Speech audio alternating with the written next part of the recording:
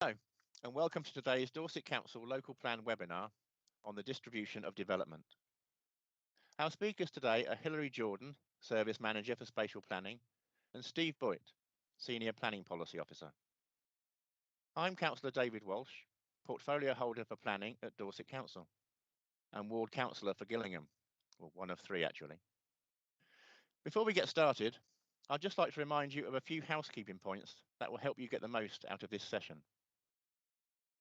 The speaker's presentation will run for approximately 20-25 minutes. Following this, we will answer the questions that have been received by the planning policy team. Any further questions asked will either be answered on a website after the webinar, or if applicable, at a different webinar. Go to www.dorsetcouncil.gov.uk and search Dorset Council Local Plan webinars for more details. If you lose connection to the session, then please try rejoining. You may want to ensure your Wi-Fi is at an optimum by disconnecting all other devices from the Wi-Fi. So you might be wondering what a local plan is and why it is so important.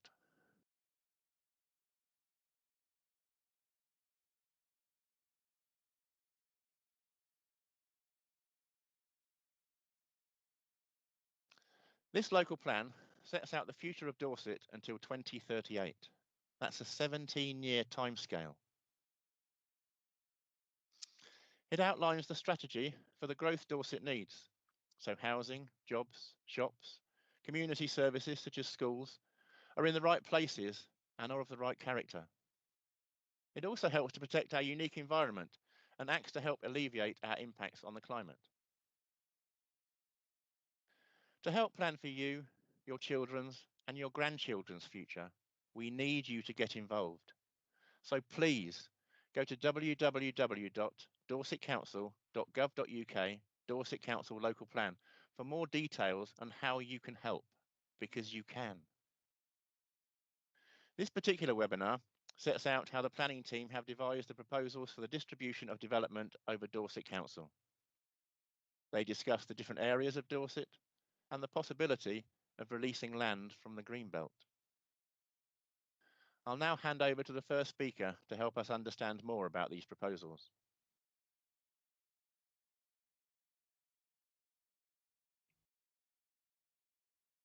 Thank you very much, David.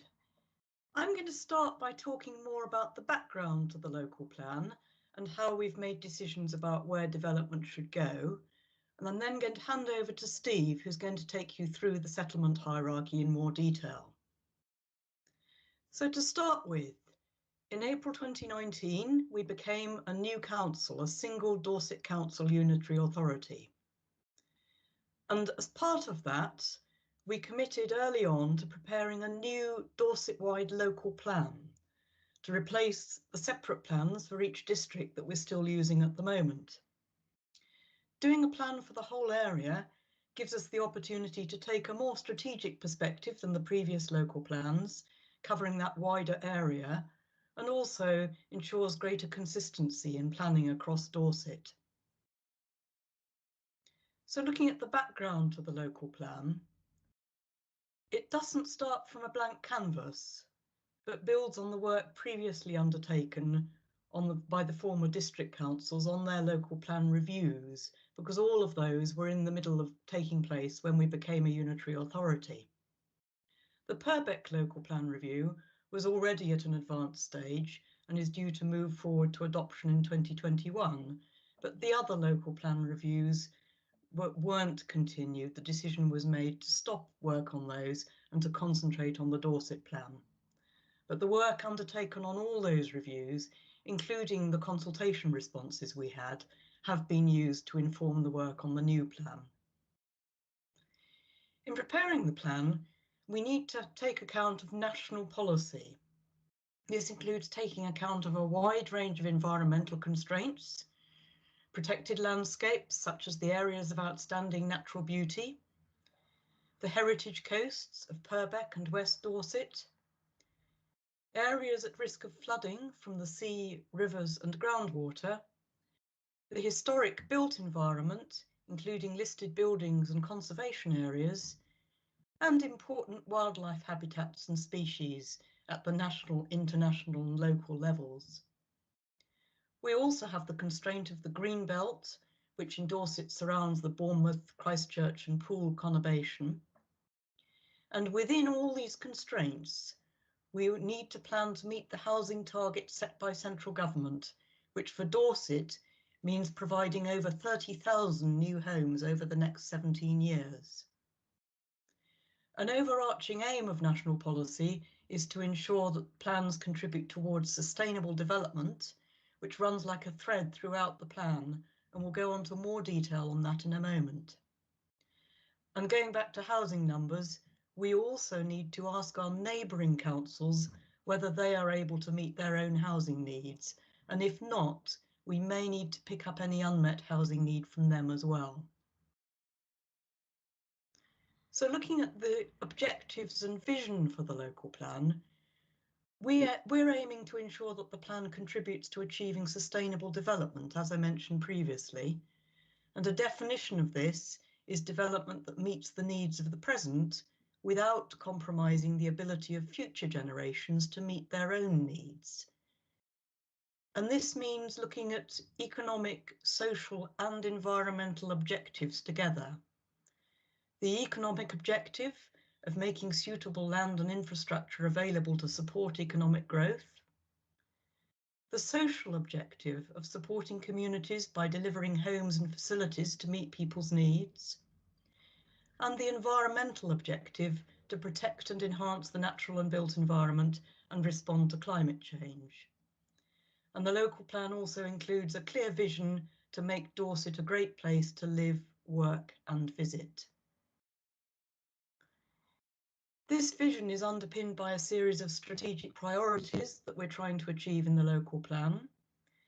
So we're talking about protecting and enhancing Dorset's unique environment, responding to the climate and ecological emergency by minimising the impacts of climate change such as flooding, encouraging the use of renewable energy, reducing the need to travel, and seeking a net gain in biodiversity. We need to provide suitable housing, including affordable housing that meets the needs of the area. We want to deliver sustainable economic growth and improved infrastructure across Dorset to increase productivity and the number of high-quality jobs. We want to keep our residents safe and well by providing well-designed and safe new developments with access to local green space. And we want to build strong and healthy communities where people get the best start and can lead fulfilling lives.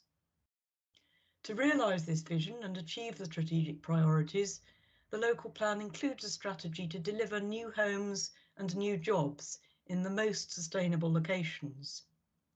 And the strategy of the plan includes both strategic policies and more detailed site-specific proposals for development, which are set out in the draft local plan document and shown separately on policy maps.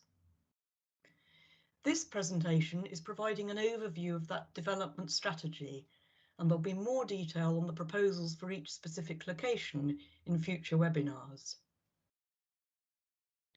So looking at the requirements, what we need to do in the plan in terms of development land. We mentioned earlier the government approach to housing numbers. There's a standard calculation that establishes the housing requirement for Dorset, which is to deliver 30,481 new homes by 2038, the equivalent of 1,793 near homes each year.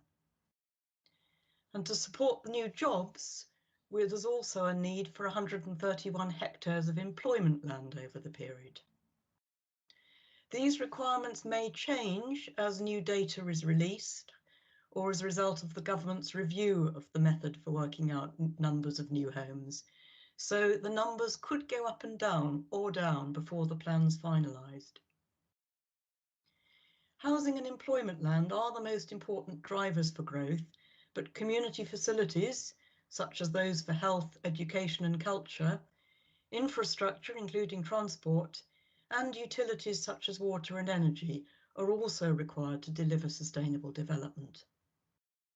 The spatial strategy to deliver sustainable development in Dorset has been developed taking account of a range of factors, including the housing and economic markets that operate and interact across the area, the supply of sites, including brownfield sites, which are suitable and available to meet the needs for housing, employment and other uses, primarily sites being promoted by the development industry, the role of existing settlements, which may be large urban areas, smaller market towns, or villages providing services to rural communities, environmental constraints at the strategic or more local level, the need to promote sustainable patterns of development and reduce the distance people need to travel, and the need to ensure that the green belt continues to prevent urban sprawl from southeast Dorset.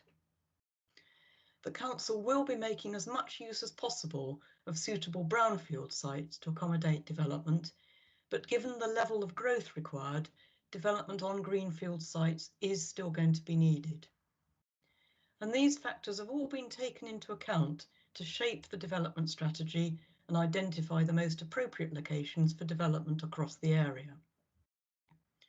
So moving on to starting to look across the area, in looking at where development should go, we've considered both the characteristics of the different geographic areas of Dorset and also the roles of the different settlements across the area. To start with the broad areas, the housing and economic markets strongly influence the need and demand for new homes and employment land, so it's important to understand how they operate in Dorset, because this does vary across the area. And this map shows that there are 4 broad housing and economic markets in Dorset, which the local plan refers to as functional areas. The 2 main housing and economic areas are centred firstly on the area around the Bournemouth, Christchurch and Poole conurbation, which extends into southeastern Dorset, and secondly on the Dorchester and Weymouth area, which we've referred to on the map as central Dorset. Yeovil in Somerset and Salisbury in Wiltshire have an influence on the housing market in northern Dorset, where the A303 corridor also exerts a wider economic influence. And studies also show there's a smaller, relatively self-contained housing and economic market in western Dorset, centred on the market town of Bridport. Within each of these housing and economic market areas, settlements have different roles according to their size and function. And the hierarchy of settlements includes large built-up areas, the main economic and service centres, towns and other main settlements, larger villages serving the surrounding rural areas, and smaller villages which may have very few facilities. The larger settlements, with a good range of facilities and jobs, are generally considered the most sustainable places to locate future growth. With this in mind, we've considered opportunities for growth, firstly at the settlements in the top tier of the hierarchy, with opportunities then being considered at the tiers lower down. And opportunities were considered in each of the 4 functional areas, taking account of the environmental constraints, which of course in southeastern Dorset includes the green belt. I'm now going to hand over to Steve, who's going to take you through greater detail about the settlement hierarchy and how it works in each of those functional areas. Thank you, Hilary. So my part of the presentation, I'm just going to briefly introduce the settlement hierarchy, explain how that relates to the towns and villages and large built-up area across Dorset. Then I'm going to explain briefly how that relates to, or that has influenced the distribution of development and the council strategy, and then explain in a little bit more detail in specific regard to each of the areas which Hilary identified in the last slide. That is the central Dorset area, the southeastern Dorset area, the northern Dorset area and the western Dorset area. So the council settlement hierarchy ranks settlements into 3 tiers. Those settlements defined as tier 1 are the highest ranked and considered to be the most sustainable locations for growth because of access to services, facilities and jobs. All the settlements that are ranked in the hierarchy have a development boundary which reflects the built-up area. Subject to other planning policies, development within the boundary may be appropriate. This can include development between existing buildings, which we describe sometimes as infill, and development on brownfield sites which are previously developed. I'm now going to very briefly introduce the settlements within each tier of the hierarchy across Dorset. So starting with Tier 1, there are four settlements ranked in Tier 1 in Dorset. These include Corfmullen and Upton, which are part of a larger Bournemouth, Christchurch and Poole conurbation, which Hilary has described. Most of the conurbation is located in a neighbouring council area. The other Tier 1 settlements are Dorchester and Weymouth. Moving on to Tier 2.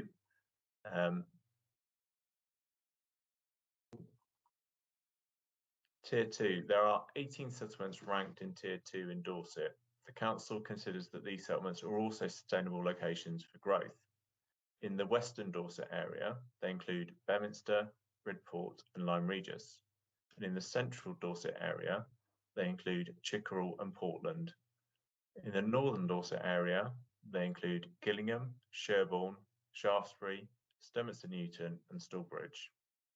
And in the southeastern Dorset area, I'm going to distinguish between those settlements which are outside the green belt and those which are within or inset within the green belt. Outside the green belt in the southeastern Dorset area, there are Blandford and Swanage. Inside and inset within it, there are Ferndown and West Parley, St Leonard's and St Ives, Burwood, Wareham, Westmoors, Wimbleminster and Coal Hill. So moving on to the base of the tier, and these are the tier 3 larger, more sustainable villages. The council has considered the opportunities for limited growth around these lowest ranked tier 3 settlements. These settlements are generally smaller with populations of more than 500 people and generally have fewer services and facilities and access to jobs than the higher ranked settlements. Therefore, they're generally less sustainable locations than the more highly ranked, but it doesn't mean it's not possible to achieve sustainable development in these locations. As with the other ranked settlements, they have boundaries around the built-up area. There are 51 in total, and they're listed on the slides, which you'll see in front of you. You will probably be pleased to hear, I'm not going to go through and list each of them individually in turn, but what I am going to do is just highlight those ones where the council is proposing growth through the new local plan. And these include Alderholt, Charlton Down, Charminster, Crossways and Morton Station, Litchett Matravers, and Stonminster Marshall, Wool and East Burton. So hopefully moving on to the next slide, you'll see a diagram, and this diagram summarises the council's approach to site selection in respect to the settlement hierarchy. The council has sought to focus growth in the higher ranking tier 1 and tier 2 settlements, and that's represented in the pyramid that you can see before you, with larger growth in the tier 1, then that's moderated down to lesser growth in tier 2, and then finally even lesser growth at tier 3. The council considers it can achieve sustainable growth at all the separate tiers of all the separate settlements that are proposed in the local plan, but this diagram shows that it's sought to maximise opportunities in the most sustainable locations. The results of the site selection process are presented in the next slides according to the central, northern, western and southeastern Dorset areas. So moving on and starting with central Dorset, the map on the start of the slide shows the position of settlements where the council is proposing growth, the level of growth that's proposing at the settlements, the rank of the settlement in the hierarchy, and the position of key infrastructure, including road and railway lines and also rivers. So growth within the central Dorset area is proposed at the tier 1 settlements of Dorchester, primarily at Poundbury and to the north of Dorchester, and Weymouth, primarily at Littlemore, also at South Hill, and through regeneration of Weymouth town centre. At the next level down in the hierarchy, the council is proposing growth around Chickerell with an expansion to the north and east, and in Portland through regeneration of the existing built-up areas. And finally, growth in the Tier 3 settlements of Crossways and Moreton Station and Charminster and Charlton Down. The growth around Crossways and Moreton Station is more significant than proposed at Charminster and Charlton Down. Across this area, there's the opportunity for infilling and redevelopment within the existing built-up areas of all the tiered settlements which have a boundary. So moving on to the next area, which is defined as the Northern Dorset area. And as with the previous slide relating to Central Dorset, the map shows the position of the settlements where the council is proposing growth, the level of growth, the rank of the settlement, and those key bits of infrastructure, so road, railway lines and rivers. Northern Dorset does not have any Tier 1 settlements, so there wasn't any opportunity to consider growth around these. The council is proposing growth around Tier 2 settlements of Gillingham, where there's major growth proposed to the south with a further option to the north and west of Sherborne, and with some modest expansion over a number of sites around Shaftesbury, and at Stemminster Newton with some limited growth through a neighbourhood plan, and Stallbridge, again with some limited growth. The council hasn't identified any opportunities for significant growth around the Tier 3 villages, so isn't proposing any allocations in that regard. And as with Central Dorset, there's an opportunity for infilling and redevelopment within the existing built-up areas.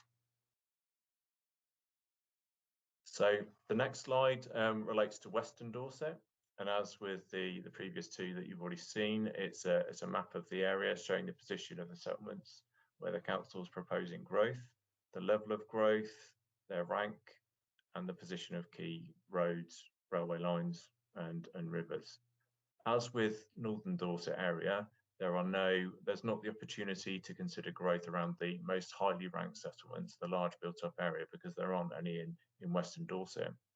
The council is proposing growth around Tier 2 settlements of Bridport with an urban extension to Verse Farm, Bearminster with smaller scale growth to the north and west, and in the coastal town of Lyme Regis. As with the northern area, the council hasn't identified any opportunities for significant growth within or around the Tier 3 villages, but there is opportunity for infilling and redevelopment within those existing built-up areas, as in the other areas. So moving on to finally to the southeastern Dorset area, and the format of the map is the same, showing the settlements where growth is proposed, their rank in the hierarchy, and the position of key roads and railway lines and rivers. I want to just draw out a little bit of a distinction between how the green belt has influenced the distribution and the strategy in this part of Dorset. So parts of the southeastern Dorset area are defined as green belt, and the council has taken account of green belt when it's preparing the strategies for this particular area, and through the consideration of the options for growth outside of the green belt within this area.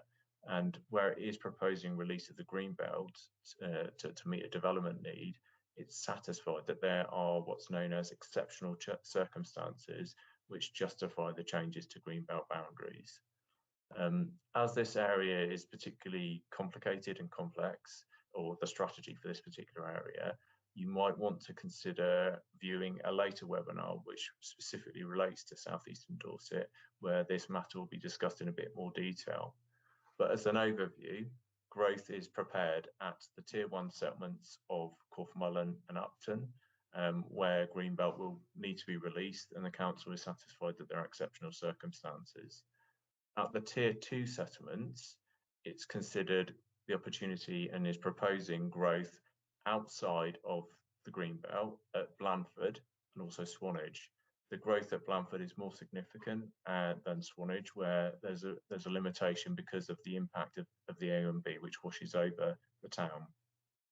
It's also considering growth around Tier 2 settlements which are inset within the greenbelt, and they are Ferndown and West Parley, Wimborne and Coal Hill, where there are reasonably significant levels of growth, and also Burwood and West Moors, where there are lesser levels of growth. And moving down to the base of the hierarchy, the council has considered is proposing growth around Wool and Alderholt, which are both outside the green belt. The level of growth at these villages is that there are options around the level of growth at these villages and questions in the consultation that relate to them. So you might want to engage in that. The council is also considering growth around villages which are inset within the green belt at Litchfield Matravers and Sturminster Marshall. And as before with the other areas, there's an opportunity for infilling and redevelopment within existing built up areas across this part of Dorset. So the next slide summarises the considerations which have informed the development strategy and the site selection process for the draft Dorset Local Plan. Hillary's already run through them, but in brief, again, these are the housing and economic market areas, the role of existing settlements, for example, some settlements act as market towns in rural areas, the supply of suitable sites for development, the need to deliver sustainable patterns of growth, and environmental constraints. All of these considerations have informed preparation of the plan and the development strategy. As Councillor Walsh explained at the start, the Council has now started its consultation on the draft Dorset Council Local Plan. The consultation finishes on the 15th of March 2021. People and businesses across Dorset now have the chance to make a response on the draft plan. The Council will be taking account of all the responses that are made during this consultation period and then consider whether it needs to make any changes to the draft plan in response to matters raised in the consultation. Following this kind of consideration and potentially revisions to the draft plan, another draft will be prepared and then republished for further consultation.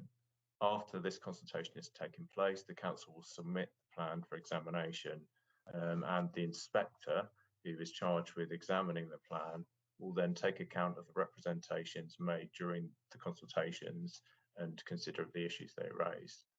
After the plan has been examined, the Council will seek to adopt it.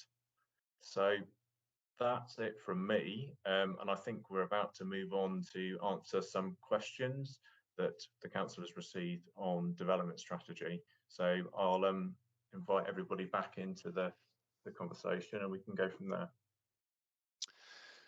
Thank you, Steve and Hilary, for your presentations, which were excellent, and I thought clarified a number of points which I know people have raised. I'm sure no one thought delivering a plan for the future of Dorset was an easy one. So thank you for outlining the constraints, complexities and balance needed to not only deliver the housing numbers set by government, but also the infrastructure needed to support our communities and to ensure that the vision for Dorset to be a great place to live, work and visit is delivered. So we've had plenty of questions. So if all of the speakers could turn their microphones and videos on, I'll get started. The first one, I don't think the green belt should be built on. Why can't we just put the houses elsewhere or say no? Thank you, Councillor Walsh. I think I'm going to pick up that question. As the person who's posed the question intimates, Greenbelt does provide a very strong level of protection under national planning policy, and can only be built on where there are exceptional circumstances. But in Dorset as a whole, we have a lot of other planning and constraints which limit and restrict the opportunities for development. So we've had to take that into consideration. We've also needed to consider that much of the housing need arises from southeast Dorset conurbation and this southeastern Dorset area. So in some cases that the managed release of Greenbelt provides the most sustainable option for meeting the area's needs. Thank you. Next, why is the council planning to provide more homes than are needed? Well, if I may, David, I'd like to sort of step in and answer that one. We've allowed for more homes than the set target in the consultation document for a number of reasons. Firstly, we know that the results of the consultation may mean that we need to take some sites out of the plan. Secondly, we know we may have to meet some of the unmet need from adjoining council areas, which Hilary referred to, but we don't know how much this is yet, because some of the neighbouring authorities, Bournemouth, Christchurch and Poole, have yet to produce their draft plan. And finally, it's good to have some oversupply so that if some of the allocated sites don't come forward as quickly as anticipated, we still have a 5-year housing land supply, i.e. a short-term supply, that we are required to have to maintain our annual rate of delivery, which the government also sets for us. Thank you very much, Trevor. Next, why isn't the council planning to provide homes on brownfield land? So I'm going to pick that one up, Councillor Walsh. The council has allocated sites on brownfield land, for example, those within Weymouth Town Centre. It's also made allowances in the plan for brownfield development that may take place within the existing built-up areas, and I've kind of described some of those in my presentation. But Dorset is a rural authority, and there's not enough brownfield land to meet all the needs of development that is required. So we're going to have to consider some release of greenfield land to meet the need, but we're making as much use of brownfield land as we can. Thank you very much, Steve. And finally, has the council considered providing new towns instead of expanding the existing ones? Yes, I'm going to answer that one. And yes, that is something that we've been considering. But it does take a long time to plan a new settlement before it actually starts delivering homes on the ground. And we need to make sure that we've got a supply of housing land in the shorter term as well. So this plan doesn't propose any development from new settlements during the plan period to 2038. But alongside it, we're going to be doing further work on options for new settlements, running alongside the plan, so that any options that do prove feasible can be included in the next review of the plan. So it's certainly something we're keen to explore. Thank you very much, Hilary. And thank you all once again. I'm certain that this has been very informative to all those listening. But just a reminder, any questions we didn't get time for will be answered either at a more relevant webinar, or if we didn't get time for them today, on our website within 2 weeks, along with a recorded presentation. Have a look at our webpage for more information on other webinars or podcasts if you're interested in other subjects. So thank you all once again, and bye for now.